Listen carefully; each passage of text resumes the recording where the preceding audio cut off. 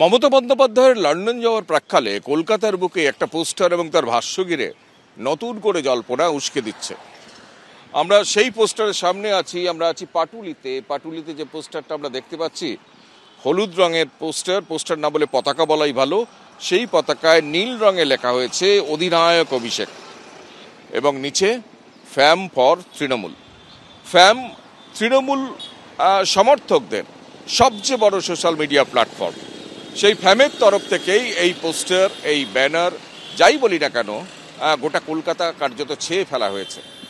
যাদবপুর, বাঘাযতীন, গাঙ্গুলি বাগান, এমনকি পাটুলি, গোটা এলাকা জুড়ে রাস্তার দুধারে, রাস্তার মাঝখানে অধিনায়ক অভিষেক এই পতাকা, হলুদ রঙের এই পতাকা কার্যত চারিদিকে ছেয়ে গেছে। আর একটা পোস্টার আমরা দেখতে পাচ্ছি ওপর দিকে, সেখানে অভিষেক বন্দ্যোপাধ্যায়ের ছবি এবং সেখানে লেখা হয়েছে অধিনায়ক জয় হে। তার নিচে আরও একটা পোস্টার যেখানে মমতা বন্দ্যোপাধ্যায় এবং অভিষেক বন্দ্যোপাধ্যায়ের ছবি, এবং সেই ছবি ফ্যামের তরফে দেয়া হয়েছে।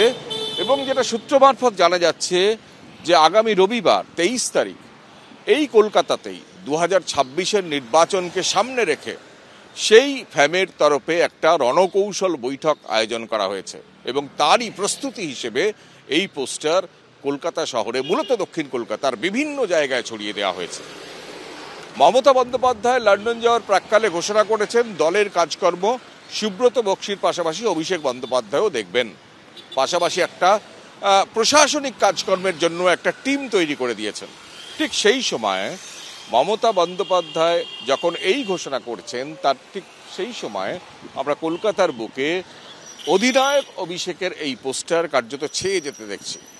এখন বঙ্গ রাজনীতিতে মূলত তৃণমূলের অন্দরে এই পোস্টার নতুন কোনো সমীকরণ তৈরি করে কিনা, এখন সেটাই দেখার।